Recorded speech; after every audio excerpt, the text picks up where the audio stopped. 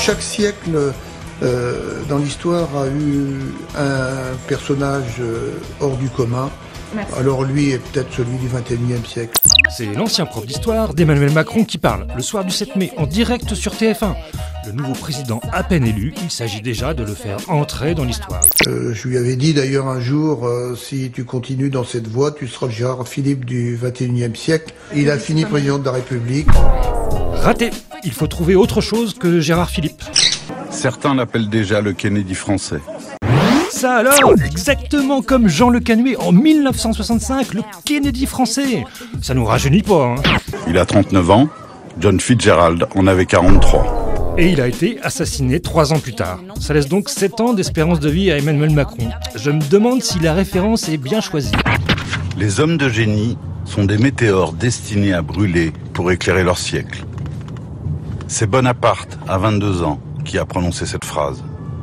2 siècles plus tard, Macron l'a fait résonner. Attendez, là, je suis perdu. Macron, c'est le Bonaparte ou le Kennedy du XXIe siècle? La mieux placée pour le savoir, c'est sûrement son épouse. Elle l'a dit, hein, j'ai parfois l'impression de vivre avec Jeanne d'Arc. Non, pas possible. Jeanne d'Arc? Mais est-ce qu'on a des preuves? Il parle à Dieu, il entend des voix, il est dans la transcendance, il est... Ah oui, c'est vraiment Jeanne d'Arc. Macron mystique, oui. Christique même. Pardon, c'est carrément le Christ.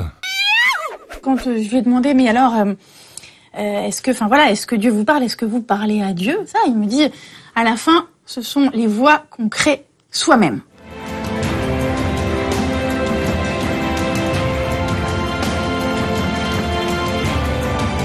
Oui, c'est bien ça. Emmanuel Macron est Dieu lui-même en personne. Dans l'exaltation? Mais dans l'exaltation de la mission de la verticalité et de l'idée de transcendance. Ah, il faut avoir fait des études de théologie pour comprendre.